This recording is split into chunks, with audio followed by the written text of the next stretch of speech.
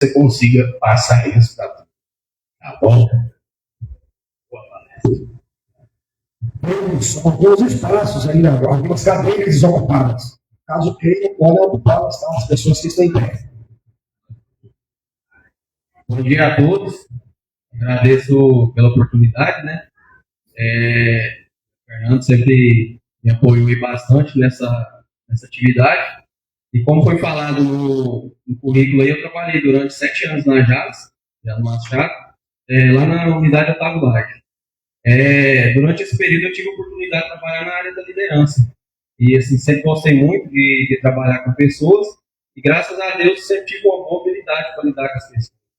E assim, durante esse período na JAS, eu sempre tive a oportunidade de receber vários treinamentos, né, especializações, principalmente assim, no ato de entender os perfis de cada pessoa.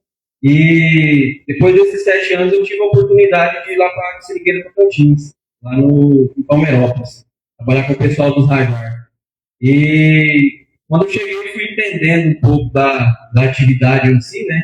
Porque assim, saí de uma área completamente diferente, né? Que é a cana-de-açúcar, e fui para a seringueira. Só que assim, o principal foco era sempre as pessoas, né? Independente da atividade, tem a mão de obra. E a gente sempre foi procurando entender, trazer informações, né, para o pessoal e trazendo isso para próximo da gente. E, igual você fala, a gente tem que sempre estar no ambiente como se fosse família, né? A gente passa mais tempo no trabalho do que muitas vezes dentro de casa, né? É igual que a gente vê o pessoal unido, isso é muito bom.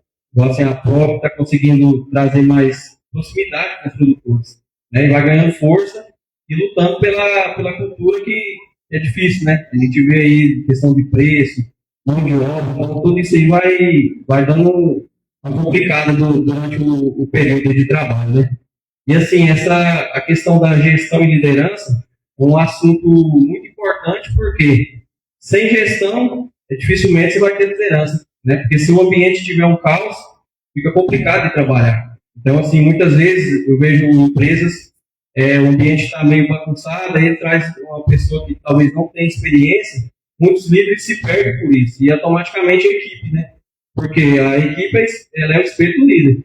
Né? Se o líder está trabalhando bem, está performando bem, a equipe dele vai seguir também da mesma forma.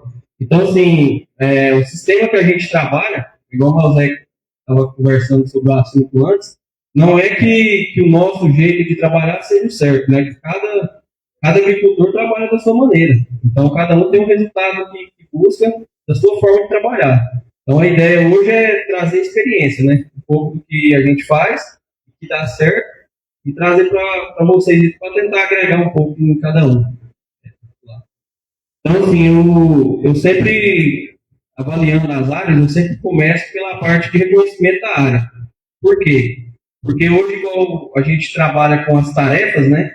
Seringal, eu gosto sempre de conhecer a área, saber os talhões, tudo definidinho, até a questão da logística das tarefas.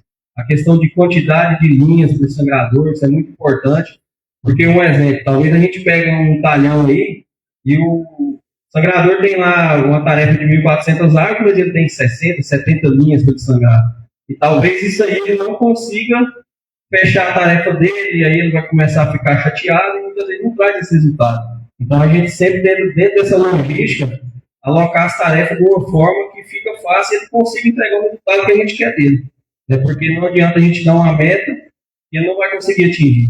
Então, automaticamente, ele não vai trazer resultado para a gente. Então, com esse estudo, formar bons líderes, eu sempre via no âmbito da seringueira, assim, quando eu comecei, o pessoal sempre olhava, o melhor sangrador tem que ser o melhor líder. Você tem que formar ele para líder. Só que muitas vezes não dá certo, né? É igual, um exemplo, eu saí de uma área de cana, fui trabalhar com seringueira e deu certo. Por quê? A visão é pessoas, né? Então, é igual o Zé Fernando falou, a parte técnica, ela está sendo muito bem feita. Então, muitas vezes, o pecado está dentro da parte da gestão. E, assim, por experiência, quando eu fui lá para a seringueira, muitos dos líderes que eles tinham, era pessoal que eles denominavam bons sangradores. Só porque na hora de passar informação, na hora de dialogar com a equipe, eles não conseguiam ter resultado. Então, a gente foi fazendo as trocas, de acordo, assim, lógico, dando oportunidade interna, né, para o pessoal que ali trabalhava, mas também visando aquelas pessoas que tinham boa comunicação, que tinham facilidade em tratar as pessoas, né, e... Você pode voltar lá. Então, definir trio de sangue de acordo com o perfil. Igual eu falei, lá na JAS a gente sempre fez um treinamento sobre questão de perfil, de entender cada pessoa. Então, eu gosto sempre de quando vou montar o trio, igual hoje a gente trabalha com 4 tarefas por sangrador, e cada 2 sangradores tem um ajudante. E eu sempre gosto de colocar os perfis, assim, pessoas mais parecidas, porque eles vão conviver muito, para evitar o máximo possível de atrito, né? E direcionar o sangrador de acordo com o potencial e rendimento. O que é isso? É sempre a gente conhecendo a área, como eu falei lá no começo, você tem conhecimento da área, da produtividade de cada talhão, do solo ali onde eles estão sangrando, a gente sempre denomina o sangrador de acordo com o que ele consegue entregar. Produtividade, né, qualidade, e automaticamente eles atingem os resultados. Então hoje a gente trabalha na CLT, né? Então, até falei no começo, eu só falei da parte da casa da seringueira. Agora em janeiro, a gente arrendou um seringal. Hoje somos só eu, José Fernando e o Amar Rezende. Infelizmente ele não está aqui presente. A gente arrendou um seringal lá em Estrela do Norte. E, assim, a forma que a gente trabalha, que era usado lá na seringueira também, a gente continuou, porque sempre deu certo. Então, a gente trabalha com salário base, né, a gente tem ajuda de custo, paga assiduidade, que é o prêmio para não faltar, né, o incentivo para o funcionário não faltar, prêmio por meta, né, de acordo com os resultados que eles vão atingir, eles vão ter mais remuneração em cima daquilo, prêmio por meta de corte, igual ele atingiu o resultado ali, o número de cortes que a gente quer no mês, a gente dá mais uma ajuda para eles, paga a produção, tudo que eles fazem, eles recebem, e a gente fornece também café da manhã, almoço, e a gente trabalha na carga horária de semanal, né, de segunda a sexta, sábados e feriados a gente paga hora extra para eles. Então, eles trabalham de segunda a quinta das 7 às 5 e sexta-feira das 7 às 4. Sábado e feriado hora extra. Então, os sábados a gente usa ele como hora extra hoje. Por exemplo, a gente tem a meta de corte semanal. Chegou na sexta-feira, não atingiu a meta de corte que a gente previa para aquela semana. No sábado a gente já faz a reposição no ato da semana. A gente não espera fechar mês, para no outro mês eu tentar recuperar o que ficou para trás. E sempre que a gente atinge o resultado, a gente faz um churrasco também para a galera, para comemorar o resultado com eles, né? Então, assim, a gente trabalha hoje com o método, né, do T4, né, 4 tarefas, sempre com painéis descendentes, a gente sempre trabalha, e tanto alto como baixo, a gente trabalha no descendente, estimulação a cada 30 dias, né, então, o etrel, e as concentrações são de acordo com o ano das árvores. Então, quanto mais velha, mais a gente aumenta a concentração, chegando no máximo a 5% de concentração do antefundo.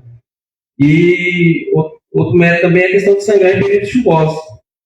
Algo também que diferenciou muito meu trabalho lá no Nascimento foi isso, lá na seringueira. Por quê? Eu sempre via essa dificuldade, né? Chegava período de chuva, a produção caía. E vi usar muitos métodos, né? A questão de usar o ácido, usar o soro de laticínio. A gente fez esses experimentos e não deu certo. Aí chegou um ponto que eu falei, pessoal, vamos sangrar. Parou a chuva, vamos sangrar, vamos manter a árvore estimulada. Por quê? Quando a gente perde a frequência, automaticamente a produção cai. Então a gente sempre manteve a frequência de sangria. E um exemplo, a gente teve uma meta de 480 no ano anterior, usando soro, no mês de fevereiro, a gente conseguiu produzir 80 toneladas só. No outro ano, a gente já conseguiu produzir quase 500 toneladas só forçando sangria. E com mais dias de chuva e mais minutos de chuva também. Então chegou num ponto que todo mundo entendeu e a gente sempre pegou essa parte que era mais difícil, que a época da chuva, a gente sempre conseguia sobressair. E assim, pela experiência que a gente tem durante 6 safras, eu sempre percebi foi o seguinte, a safra ela é feita no começo. Se você começar bem, você vai terminar bem. Então a gente sempre começa a safra no dia 1º de setembro, e quando chega ali no mês de abril, normalmente a gente sempre estava com um saldo muito positivo, de 200, 300 toneladas, já pensando, quando a gente chega lá em julho, né? Chega a época da senescência, onde a folha vai cair e é automático a produção cair. E a questão das metas. A gente sempre procura definir metas, né, factíveis, porque não adianta eu chegar para o funcionário, colaborador, e traçar uma meta para ele que ele não vai conseguir atingir. automaticamente a gente vai perder vou falar assim, a estimulação da pessoa por bater meta e participar dos resultados. Então a gente sempre procura ter metas que eles sabem como vão atingir e a gente sempre passa um passo a passo de como chegar nela. Quantos cortes eles vão precisar, o que cada corte dele está produzindo. E assim, a gente sempre mantém essas informações bem claras para eles, né? Questão de chuva. Essa planilha mesmo aí é lá da Seringueira, o resultado que a gente teve no safra. Então, assim, a gente pegou, vocês podem perceber, a única meta que a gente não atingiu foi em julho. Porém, no mês de até abril para frente, a gente estava atingindo os resultados e vinha com a gordurinha, já se preparando para a escassez de julho, né? Quando a gente perde folha e perde produtividade. Então, assim, a gente sempre fechou lá com a média de 53 a 55 cortes na safra. Então, assim, os 60 cortes a gente nunca atingiu, mas os resultados a gente atingiu. Porque muitas vezes a gente vê a questão sangrar, não é só isso, né? Tem que ter um intervalo. E a árvore, como qualquer cultura, ela precisa de um período de descanso, né? Para ela poder produzir melhor. Então a gente define as metas para o sangrador. Então iniciou a safra, ele já tem acesso a todas as metas dele até o final da safra. Então as metas são feitas de acordo com a quantidade de árvore por tarefa e também o painel de sangria, né? Em um exemplo, eles estavam produzindo 8 quilos. Se eu não me engano, eles estavam no P4, P3 e P4. Então já é traçada toda a meta da safra, né? Iniciou a safra, a gente passa para eles, sua meta da safra é essa, a geral, e a gente vem dividindo por mês, né? De acordo com a sazonalidade. A gente começa o ponto em 3% e vai subindo, até dar o 100%. E a gente trabalha muito a questão da liderança, que eu sempre falo, de trazer o pessoal para perto da gente e sempre mostrando os números para eles, né? Para que eles entendam aonde a gente quer chegar. E a gente sempre tem um ranking onde mostra o que eles cortaram. Esse ranking mesmo aqui é da nossa área, da JLB. Então, assim, o que a gente vem produzindo? Isso aí do mês passado, mês de junho, e na verdade é geral. Desculpa, sem geral. Então, assim, a gente ranqueia eles mostrando que cada corte fez, quantas faltas ele teve. A gente sempre faz as reuniões quinzenais. Fechou uma carga, vamos conversar, onde é que está errado, o que você tem que fazer a mais, quantos cortes a mais. E isso sempre ajudou, sempre trouxe mais eles para próximo da gente. As informações bem claras. Então, assim, a gente tem as metas de corte, e as metas o que a gente faz? Se a gente determinou que tal mês é produzir, por exemplo, em janeiro, produzir 41 toneladas, essa etapa 1. Então, em janeiro, a meta de corte nossa é 5 cortes, já pensando no período de chuva, né? O estudo que é bem alto. Então, ali tem que entregar, nessa daí que tem 45 tarefas, ele tem que entregar 225 tarefas cortadas no final do mês, para ele atingir a meta de corte. E cada corte dele, a gente estima que vai ser 186 quilos. Só que isso aí varia, né? De acordo com a estimulação, de acordo com a frequência de sangria e vamos falar assim, da área também, né? Tem alguns lugares que vão produzir mais. E através desse cortes, a gente divide semanalmente. Então, por exemplo, o sangrador tem 4 tarefas, ele tem que entregar 24 tarefas cortadas no final do mês. Aí esse mês é o quê? Tem 24 dias úteis, como a gente trabalha de segunda a sexta. A gente divide, então ele tem a meta diária dele. Ele atingir a meta de corte no final da semana. É onde eu falei que normalmente chega na sexta-feira, a gente já sabe se vai ter que vir no sábado ou não. Então o pessoal já acelera um pouco o passo, e no sábado ele quer dar uma curtida, uma pecuária. Então, assim, a gente tem a meta de corte dos sangradores e toda semana, chegou na quarta-feira e na sexta-feira o líder passa essas informações dos sangradores. Então, na quarta-feira ele já passa, porque é a meta da semana dele. Essa aqui já é uma semana fechada. Então, a gente tinha que cortar 4 tarefas e meia na semana e lá mostra os que entregaram e os que não entregaram. Então, esses que não entregaram, no sábado eles vão ter que vir trabalhar. Eles têm que vir para tentar recuperar o máximo possível dessa sangria. E ali de baixo é o ranking geral do mês, o que ele conseguiu entregar durante o mês. Então é igual, a meta era 18, conseguiu entregar 20, outro vai descendo, né? Alguns que entregou bem menos. Aí em cima desses que estão abaixo do ranking, a gente vai conversar com eles. Vamos lá, o que está acontecendo? Por que você faltou tantas vezes? Por que você não está conseguindo tirar essa tarefa? Qual é a sua dificuldade? Muitas vezes a gente pega o cara que está lá em cima do ranking, leva ele lá e faz uma reuniãozinha com eles. para uma troca de ideia, de informação, né? Talvez pelo jeito de sangrar, alguma coisa do tipo. E sempre que vai começar o mês, eu sempre gosto de fazer o planejamento já do mês. Que dia que eles vão sangrar, que dia que eles vão coletar, que dia que vai ser estimulação, que dia que nós vamos ter carregamento, quando vai espalhar a caixa. E tudo isso aí é colocado dentro do planejamento. Por quê? Porque quando eles veem esse planejamento, já entra um mês ciente de cada semana o que vai ter que ser feito. Né? Então eles falam, eu tenho até tal dia para produzir minha meta, então eu tenho que fazer tantos cortes. Então já é bem ciente, até o dia da folga deles, igual sempre que tenha pagamento, a gente dá meio dia de folga para eles na sexta-feira, para eles poderem organizar as coisas pessoais deles. Né? E sobre as reuniões quinzenais que a gente faz, a gente sempre mostra esses dados aí. Ó. Qual que é a porcentagem que ele teria que estar de meta, o que ele está até o período, aí, quantos quilos eles produziram por árvore, realizado, né, saldo do período que sobrou de borracha dentro do período que ele precisava produzir. E aí eu tenho um exemplo, igual a borracha seca por hectare. Cada sangrador está produzindo borracha seca por hectare. Hoje eu tenho colaborador lá com 2.000 quilos. Já isso aqui contando de janeiro até junho. Já tem 2.000 quilos de borracha seca por hectare, né? E eu falando que são de 1.300, né? Então é uma produção muito alta. Quantos cortes ele fizer, né? Igual ele tinha que ter feito 102 cortes, fez só 99. Ainda devendo 3 cortes. E durante as períodos ele teve somente 3 ausências. Então até as ausências eu coloco. Pra eles verem, muitas vezes perguntam por que esse cara está na tarefa melhor que eu. Aí o resultado está aí, né? Não precisa nem discutir muito. E sobre isso tem muita gestão dos dados, né? Que a gente sempre procura fazer. Mas assim, finalizando mais a parte que a gente falou sobre a gestão e liderança, então assim, o que eu sempre vejo, a questão das equipes, hoje a seringueira demanda muita mão de obra e muitas vezes a gente vê a necessidade dos sangradores. Muitas vezes eles se sentem que não faz parte daquilo. Muitos enxergam como última opção de emprego. Acho que a maioria que trabalha com isso entende, a maioria que fala, isso aqui é a última opção de emprego. E o que a gente tenta trazer dentro do ambiente para que eles não pensem assim. Igual assim, um exemplo, a área que a gente pegou, eles tinham 15 sangradores quando a gente assumiu. E para a próxima safra nós temos que rodar com 40. E o pessoal estava desistindo já queria fechar o seringal, falando que ia arrancar. E depois que a gente assumiu, com 2 meses, 3 meses, já começou a trazer gente. Então já consegui fechar uma safra com 27 pessoas, para a próxima safra eu preciso de 40, já estou com todos contratados e já pronto para a próxima safra. Estão sendo treinados, já participando da manutenção para começar a safra tudo redondinho.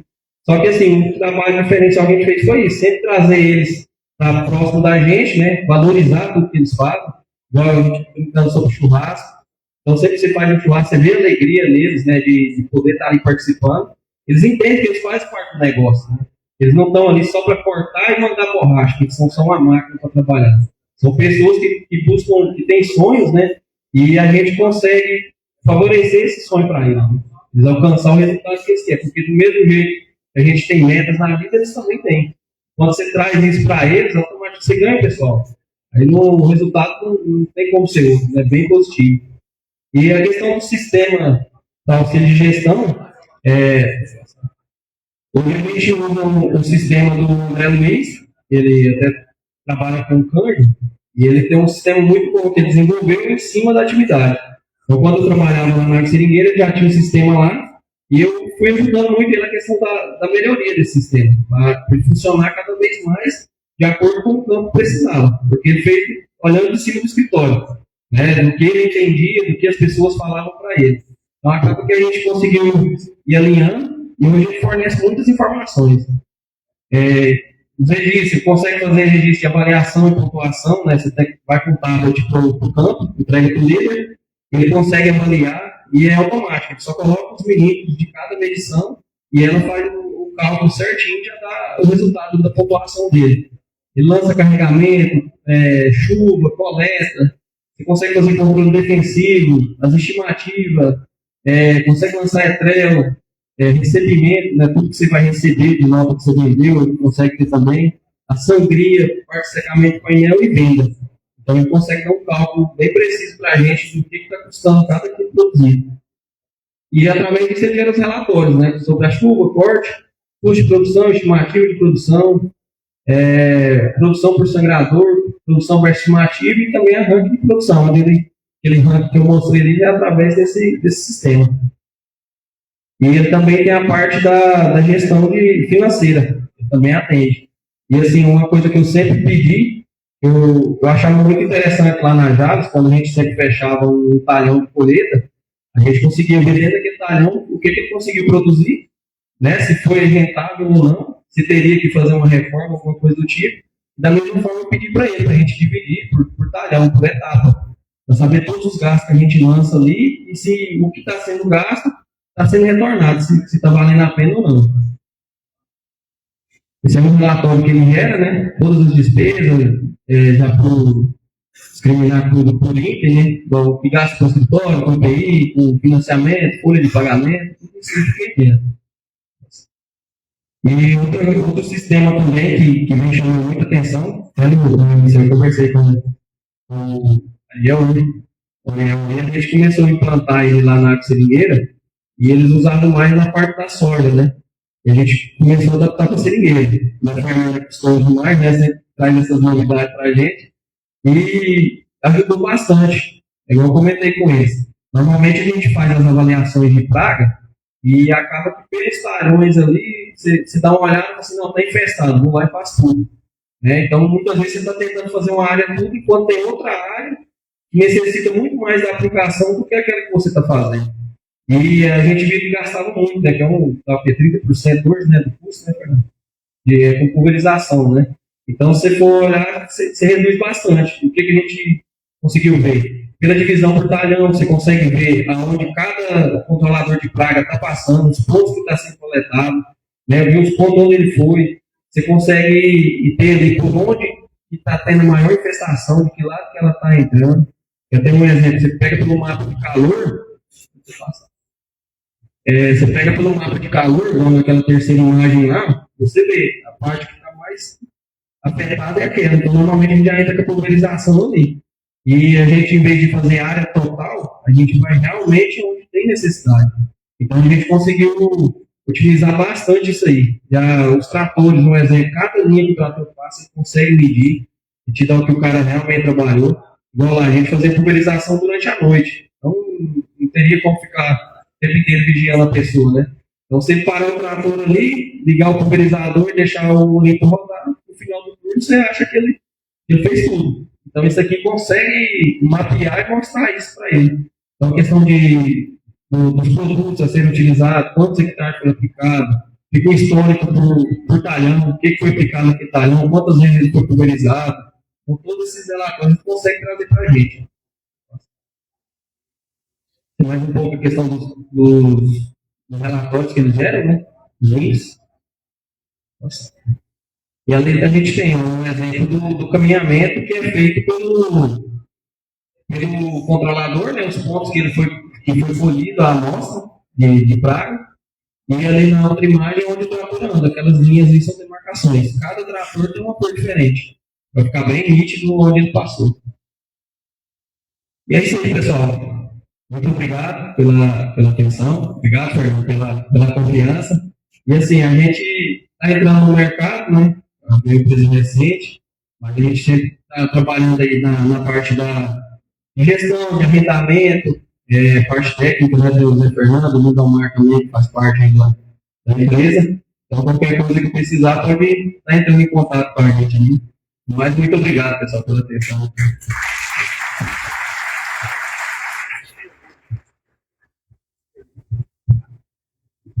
Pessoal, perguntas, por favor.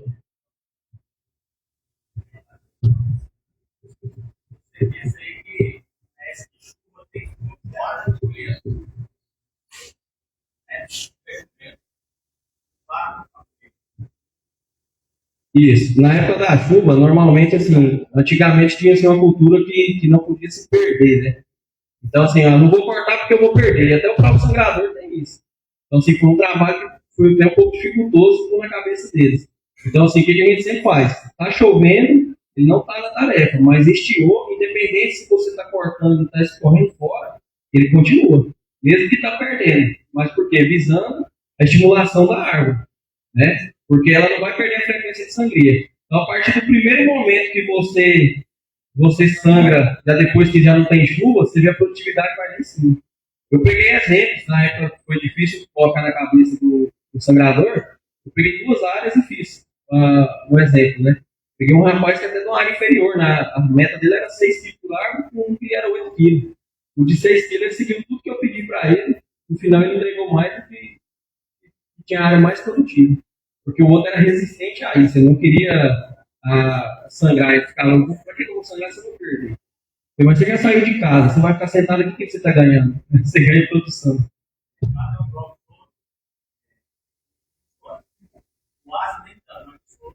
A gente usou o soro. Eu até falei, eu tive um resultado negativo, por quê?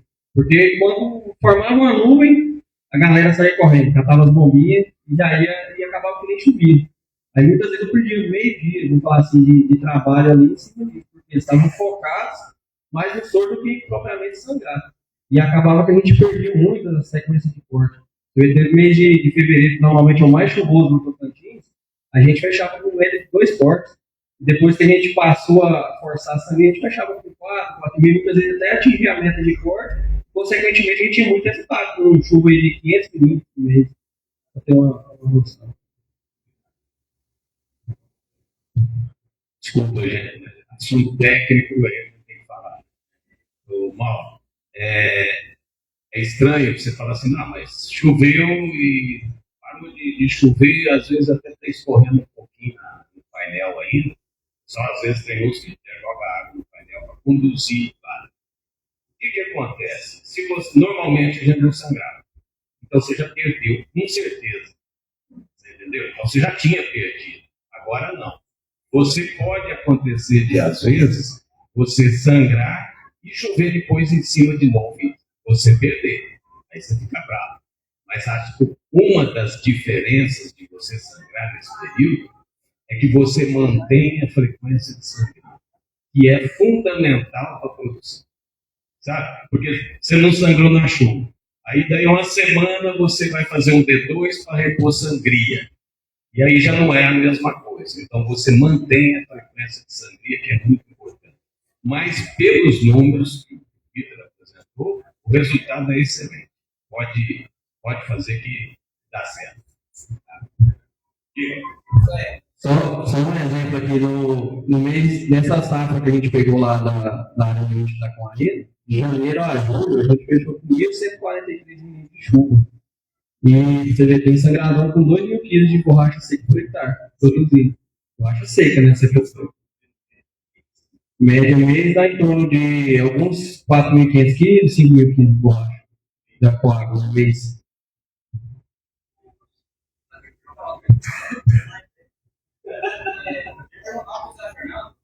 Na CLT, desde os anos 2000, uma porcentagem de 3%. E algumas empresas na região nossa que vão crescer 3% já. O que disso eu faço? Você faz uma pergunta interessante, né?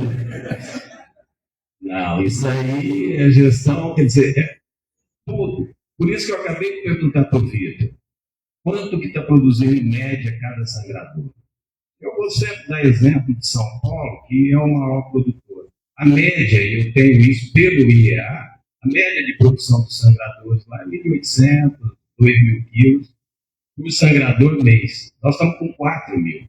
Então, você dá 2% de 4.000 ou 3% de 2.000, o que é melhor? Então, quem está produzindo pouco, lógico que é aumentar essa participação.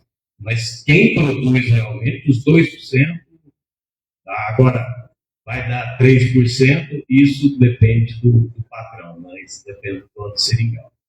Tá? Depende da mão de obra, né? Vai um lugar mais longe, vai chamar mais a mão. Sim, é o que eu vi, às vezes a gente brinca.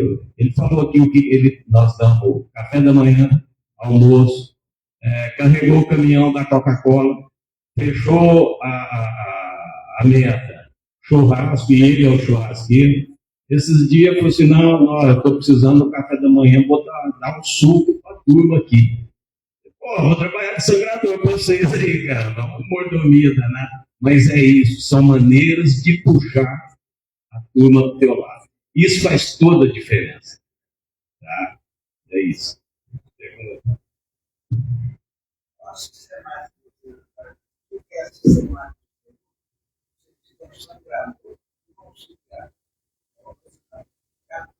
O sistema. Ah, tá. Entendi.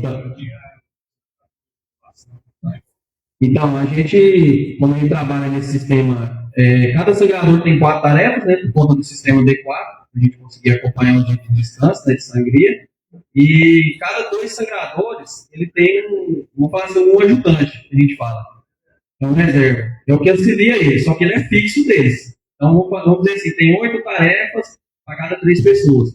Só que o que é o intuito do ajudante? Ele é o meio de campo, né? É o cara que sempre vai estar deixando tudo pronto para o sangrador nunca parar.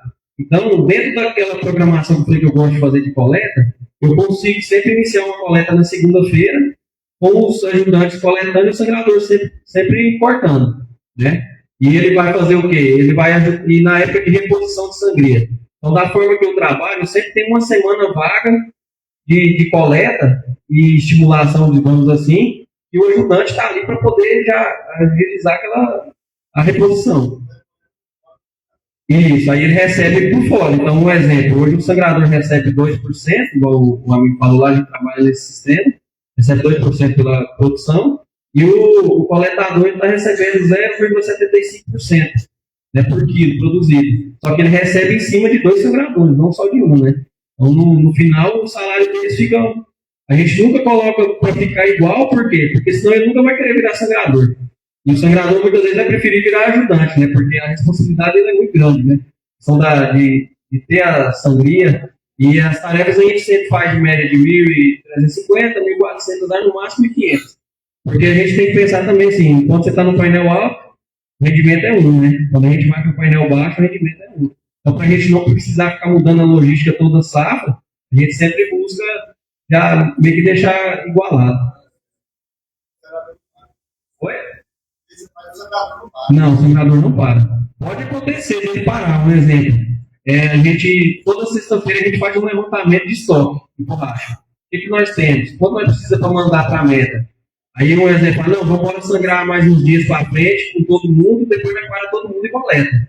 Então eu vou parar para coletar, eu já olho minha meta de corte, como ele está, tá tudo ok? Beleza, vamos adiantar o corte de segunda. Aí no sábado a gente vem, adianta os cortes que teria que ser sangrado na segunda. Aí na segunda eu paro todo mundo e faço a coleta. Na terça-feira o sangrador volta a sangrar e os ajudantes dão continuidade no recolhimento, coletando e recolhendo a borracha para a banca, para carregamento.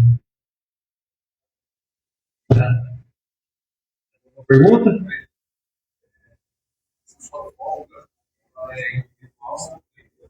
Geral. A gente, um exemplo, na sexta-feira, próximo do pagamento, né, recebeu na semana, na sexta-feira, 11 horas, nós libera todo mundo. A empresa toda para. Não, sim, você está falando sobre a semanal.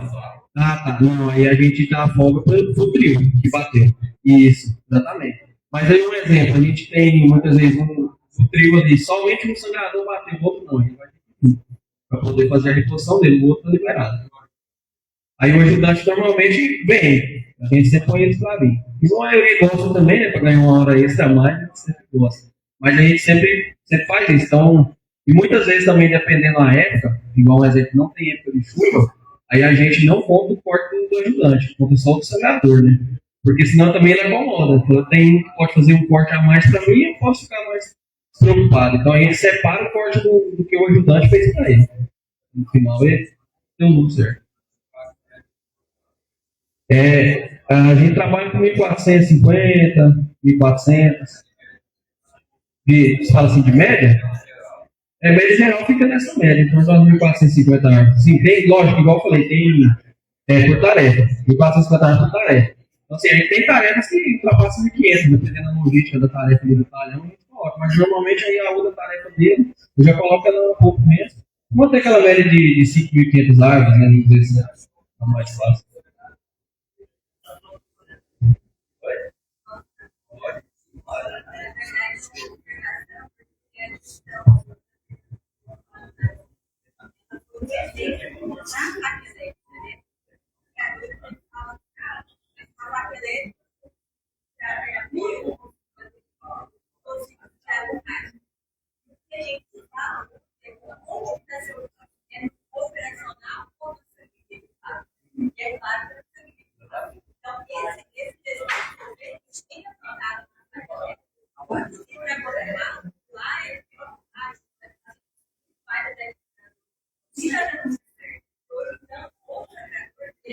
O número de troca de sangria, igualmente de propriedade, é notório. Então, quando me fala a faca elétrica, é porque não vai justamente dizer o foco da faca elétrica é o ganho do aspirador com propriedade, e não do trabalho. Parabéns, nós imitamos esse modelo, tem dado certo para a faca elétrica. Eu aproveitar e fazer uma observação em cima também da faca elétrica. A gente usou ela lá, né, fez o teste com ela, e assim, sempre que a gente via dificuldade maior, era da questão da aceitação do sangrador que já tinha costume com a faca convencional. Então, assim, no começo foi muito difícil. Aí, para mim fazer um teste e mostrar para eles que ela produzia, eu peguei um sangrador que tinha 4 tarefas, coloquei ele para cortar 2 tarefas com a convencional e 2 tarefas com a elétrica. E sempre dava um resultado maior. E ele ficou assim, mas e aí, se eu não bater minha meta? Não, se você não bater sua meta, eu vou deixar que eu assumo a bronca. Aí eu sempre retribuía ele para ele receber igual ao outro. Só que no final ele estava recebendo a mais. Porque ela produzia mais do que a faca normal. Oi, Letícia. A Letícia que introduziu, que trouxe a faca elétrica para a gente. Aliás, Goiás sempre se destacando por novas tecnologias, né? Graças a Deus. E o Vitor citou um fator importante, está todo mundo acompanhando faca elétrica. O Alexandre até pode falar para a gente o trabalho que está fazendo com faca elétrica. E o que o Vitor falou, uma das dificuldades é quem já é sangrador e sangrar com a faca elétrica. Ele quer trabalhar igual ele trabalha com a faca antiga. Não, a faca elétrica é um corte só. E aí o pessoal começa a querer fazer como na faca antiga. Nós vamos iniciar agora no Gancho a abertura de uma área nova em que nós vamos treinar sangradores que nunca sangraram seringueira e já começar com a faca elétrica. Todos vão trabalhar com a faca elétrica. Com certeza é muito diferente. Inclusive o Vitor é um especialista em faca elétrica. E você fez nessa observação, você viu que a produtividade foi maior, né? Ele mediu nessa tarefa.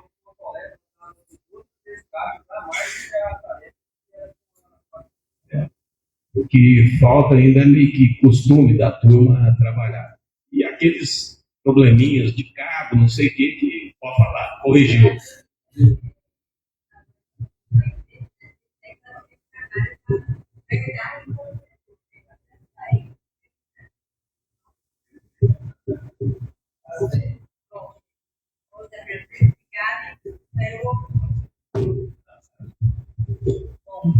Primeiramente, bom dia a todos. Bom, porque eu vou ficar de costas.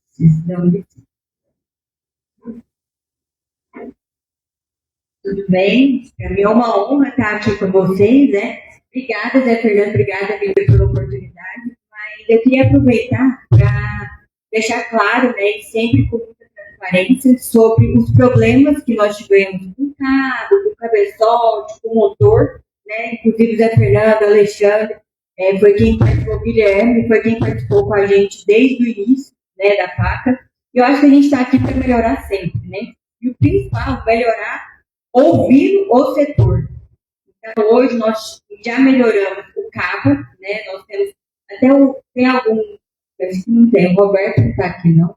Ô, Roberto, e aí, tudo bem? Roberto é um também, o time estava escondido aí. Roberto é um dos clientes que usou o conector, né, antigo, e nós mandamos para ele o conector novo. Ele falou: Letícia, esse aqui agora é bom, ele é resistente, ele funciona e ele não vai me dar dor de cabeça, né, porque, claro. E também nós temos alguns clientes, o Alexandre já está usando o tambor recondicionado, Alexandre? Não, ainda não. Mas nós temos a CFM aqui de Goiânia, acho que o Zé Fernando, não sei, que é uma tecnologia nova. A gente está recondicionando os tambores para as facas antigas e a nova versão já vai vir com um tambor muito mais reforçado. Ou seja, os problemas que a gente tinha anteriormente, a gente já solucionou todos e vamos querer, como diz, crescer junto com o setor sempre, né? Então é isso, os problemas, alguns já foram resolvidos, né? E vamos desenvolver, para painel alto também a gente já lançou o conector. Então, uma solicitação muito forte do Zé Fernando, a gente já vai ter o conector e o extensor, né? Para sangria de painel alto. Então é isso, a CLTEC quer ajudar o setor, quer trazer qualidade de vida para o sangrador e, claro, aumentar a produção. Obrigada. Eu estava até vendo um vídeo de um colega que eu posso tomar do nosso. Ele estava trabalhando com a faca elétrica. Aí a faca foi do problema e ele pegou a faca normal para o sangrador. Ele postou um vídeo dele cortando. Eu mandei para ele, você cortava com a faca elétrica, né?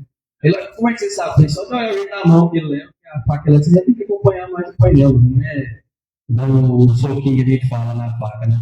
E vocês já viram tanto que eles habituam rápido às coisas, né? Então, está acostumado com a convencional, fica complicado para ir para a elétrica. E quem está na elétrica para ir para a convencional tem a mesma dificuldade. Então, a gente vê muito a questão do como eles acostumam com isso, né? Mais uma pergunta? Bom, o Vitor vai falar aí depois que